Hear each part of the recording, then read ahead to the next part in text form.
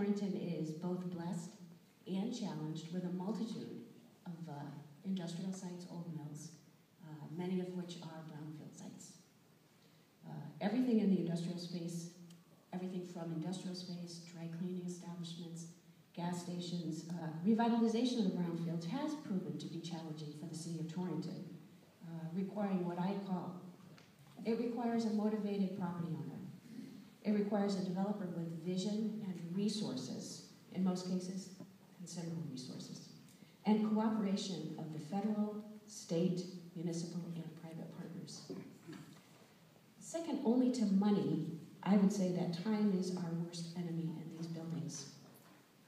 The longer these properties continue to fall into a state of disrepair, the more difficult it is to attract a developer to take a look at this and see the potential.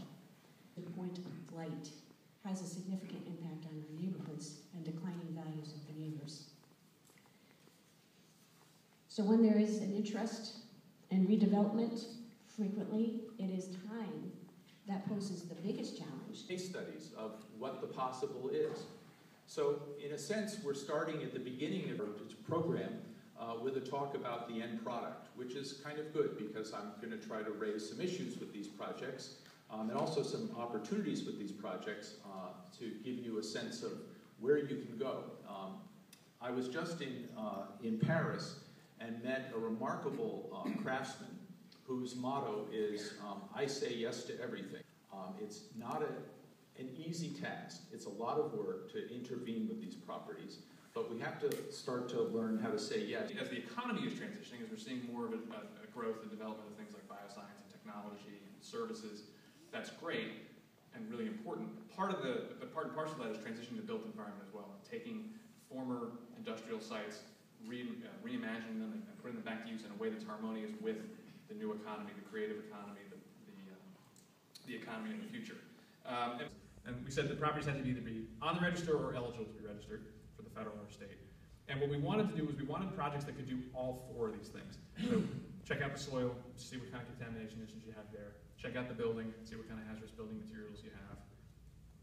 Do the structural analysis, figure out kind of what's savable, what's not, what's the status of your roofs and walls. But perhaps most importantly, let's think about reuse planning. Let's make sure we're providing funding in this program so that you the owner, you the municipality, can do a community-driven reuse plan to figure out what you want to see happen and hopefully come up with some innovative ideas. And maybe the answer ends up being housing, maybe the answer ends up being a park or whatever.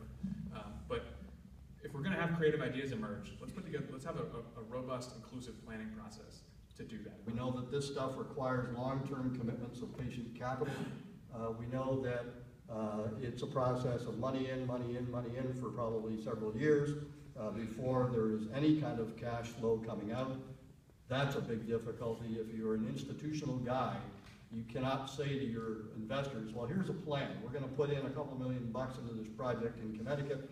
We're not quite sure what town it's in, but it's somewhere close to ours. And we're not going to see a dime of cash flow on it for probably 3 or 4 years. You okay with that?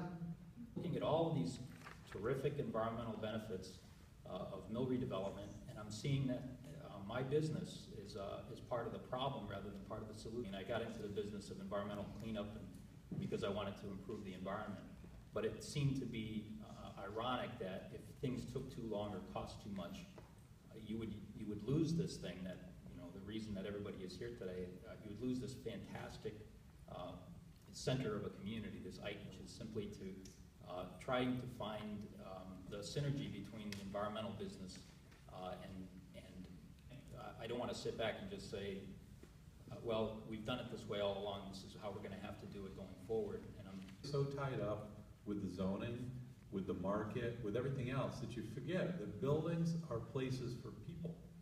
So you have to be focused on the community and what you're trying to do to help that community.